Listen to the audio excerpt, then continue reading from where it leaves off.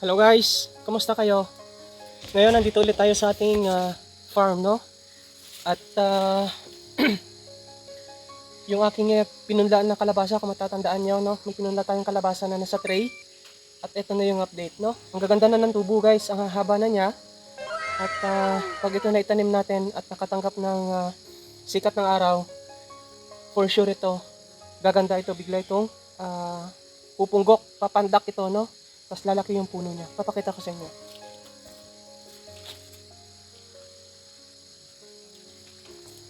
So, ito na siya, oh. 'Di ba, no? Ang gaganda na, ang lulusog, guys. See? Parang pakwan. Ang haba niya, oh. Biro niyo yung haba niyan. Mga ilang inches to? 1, 2, 3, 4, 5, 6, 7 inches, no? More than 7 inches. Ang nabuhay guys is nasa 99%, no? 62 pieces ito. Binilang ko 61 ito nabuhay, no? So, ayan. At tatanim natin ngayon, sakto umulan kahapon, kagabi, at basa ang lupa, no? So, gagamitan natin siya ng yung organic, yung pinaka-organic na lupa doon, yung doon sa may ilalim ng kawayan. Sinindihan kasi yun guys. So, yung ilalim ng kawayan, yung lupa ay parang naging loam na siya. So ngayon itatanim natin siya. Kukuha muna tayo ng organic na soil. Tapos siya natin tong itatanim. Tsaka diligan lang ng kahit konti, no? Baka manibago kasi baka manibago na mawala sila dito sa lupa, dito sa tray. At kailangan niya ng konting basa o halumigmig yung puno niya, yung ugat niya, no? O since basa naman yung lupa, malaking bagay yon na makakatulong dito sa kanila, no? Sa paglaki nila. So, tanim natin ngayon at papakita ko sa inyo kung paano yung pagtatanim, no? So, yun lang. Let's go.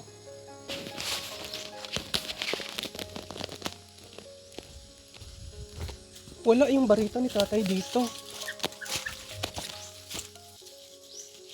Saan kaya yun? So ito guys, dala-dala na natin itong ating kalabasa. Saan kaya yun? Gamit siguro nila. Nag-ukay siguro sila ng gabi. Anong gagamitin natin pantanim nito? Tatanim pa sana ako ng lakatan pagkatapos natin may tanim tong kalabasa, no? So yan. Ang gaganda guys. No? Lulusog. So yung lupa lang na ginamit ko dito ay yung ano lang siya, no? Yung pinag-ulingan. By the way, yun pa nga yung lupa na ginamit ni tatay doon sa kanyang punlaan sa papaya, no? Mga hindi na buhay. At yun na lang yung ginamit natin, no? Pero maganda pa din oh.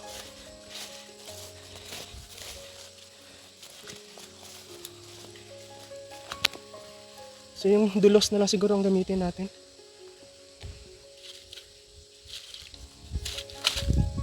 At kukuha muna tayo ng yung loam na lupa. Ito, yung pandakot natin. Wala yung barita. Na lang gamitin natin.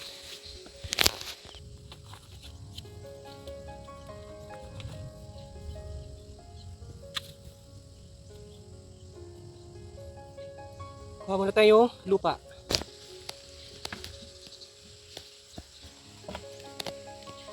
So itong bao, pandakot. Tapos nandito yung dulos. Itong dulos na lang gamitin natin. Wala yung bareta, pandukal. So ang kakailanganin natin ay mga nasa 20, no? 20 butas na pagtatamnan natin ng kalabasa. Kasi bawat butas guys is tatlo-tatlo lang. Tatlo-tatlo lang yung ilalagay natin, no? Actually dapat 4. So, 3 lang. 3 is enough na rin yun. Okay na rin yun. So, kuha muna tayo ng lupa. At, yun yung parang pinaka-basal natin, no? Ang basal na tinatawag, guys, is yung paglalagay ng abono. So, since ito ay organic soil, so, dagdag abono pa din siya, no?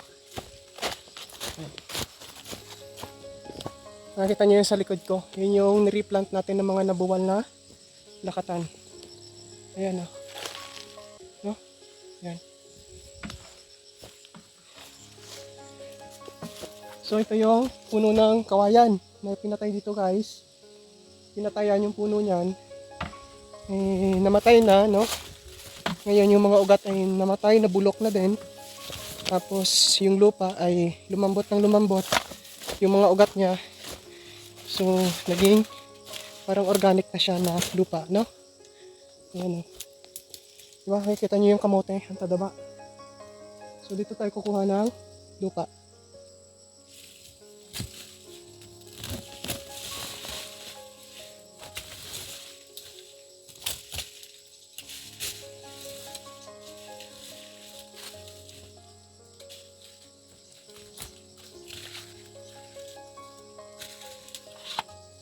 Kung mapapansin nyo, yung mga damo dito, no? Lulusog. Oh. So, isa lang yung pakahulugan niyan. Ibig sabihin mataba talaga yung lupa.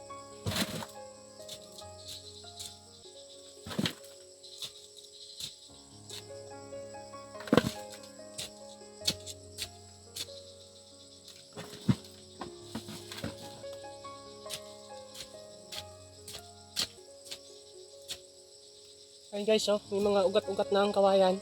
Kita nyo? Yan.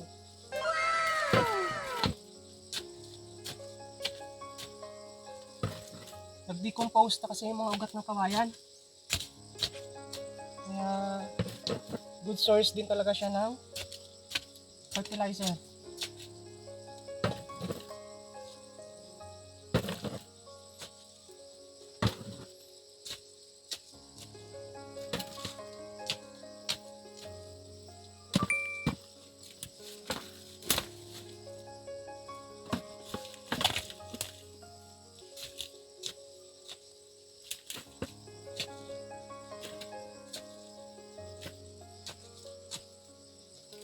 Kaya kapag ito nagsipaglakihan ka guys, so tatambakan ko na, tatambakan yung puno niya. Ito yung gagamitin ko, no? Tapos mag-a-apply din tayo ng abono.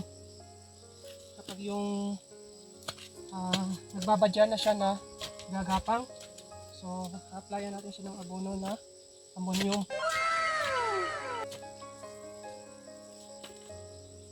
Ang ammonium ay pampalusog at pampaberde ng dahon. So ayan. See? Ayan, napuno na natin. So magtatanim na tayo.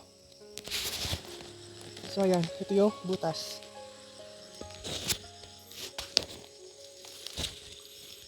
Kung mapapansin nyo, no? Ito yung mga buto ng kalabasa na tinanim ko dati. Ayan, no? Mga wala ng laman. See? Ito, oh. Diba, no? You know, mga nakalutangan na. Mga pinagkakain. Langgam talaga wari. Siguro kung tumira yan. So ito guys, no? Nagawa na natin. Ito na yung basal natin. Yung lupa, no? Yung organic soil. Ngayon, hukay ito. Siguro mga 4 inches depth. Tapos, tsaka natin nilagyan ng ganito. Ngayon, nandito na yung punla natin. Ngayon, babasain muna natin guys. Tatanggalin muna natin kasi baka tuyo eh. Tuyo yung lupa. So, kailangan muna natin mabasa. So, ito guys yung tubig natin. Kumuha muna ako ng tubig dun sa sapa. Tapos, babasain lang muna natin, no? Kasi baka manibago siya eh. Pag tinanggal natin siya dito sa tray, tapos tuyo yung lupa, manibago yung katawan niya. So, mas maganda na basa.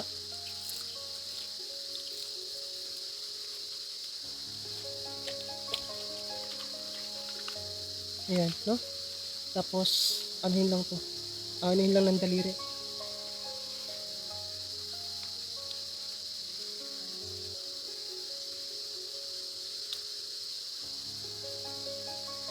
Ito, tanim na natin.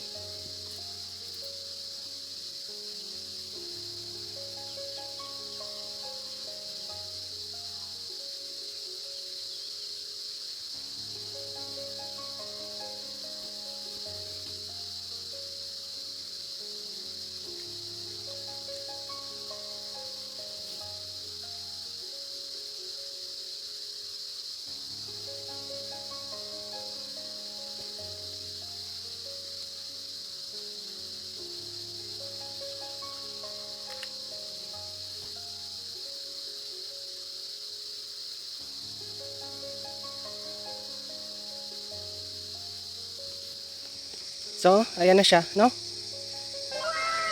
So, tatapusin lang natin. Update ko din kayo.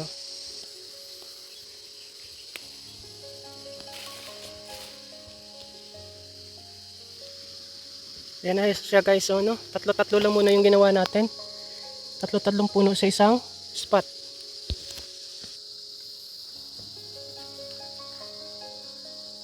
Konting batak lang, no? Dahan-dahan lang na batak. Sumasama din yung lupa. Ayan, no? Tapos, siya nating lulubog. Yan. Mga 1 inch lang. 1 inch to 2 inches, no?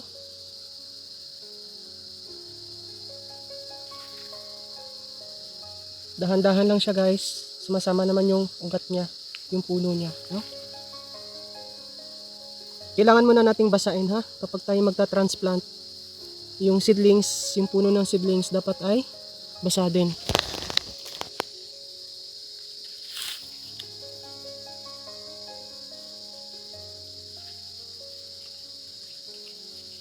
Para hindi siya manibago guys.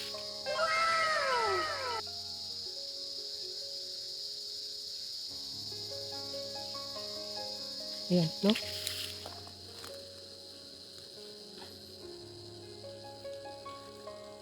So, ito yung option natin guys, no? Yung pagpupunla muna bago natin itatransplant. So, hindi umubra yung ating trial and error, no? Yung nakaraan, yung rekta na pagtanim ko. So, kaya ito yung options natin para siguradong buhay yung pananim natin. Ipupunla muna natin siya. So, pinunla ko siya sa tray. At ito nga yung kinalabasan, no? At ang lulusog ng ating seedlings.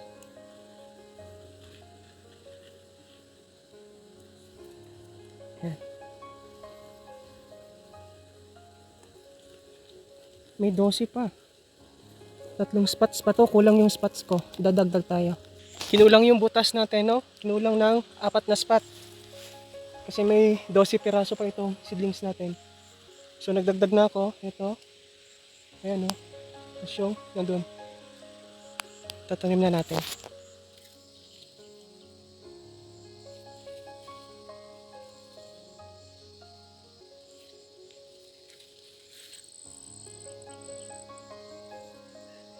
So ito yung dagdag natin guys na butas.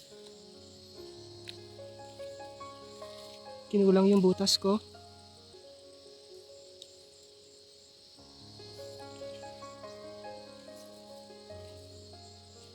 Ang variety nga pala nito guys na kalabasa ay Suprema, no? Suprema F1 ng East West. Alam niyo yung East West na Agricultural Supplies Company? Yung expert sa mga seeds na kagaya nito, no? Di lang to. Marami pa, talong, sitaw. So, ayun. At sa market, ito yung in demand, yung Suprema na variety. So yun guys, natapos na natin. Ayan na siya, no?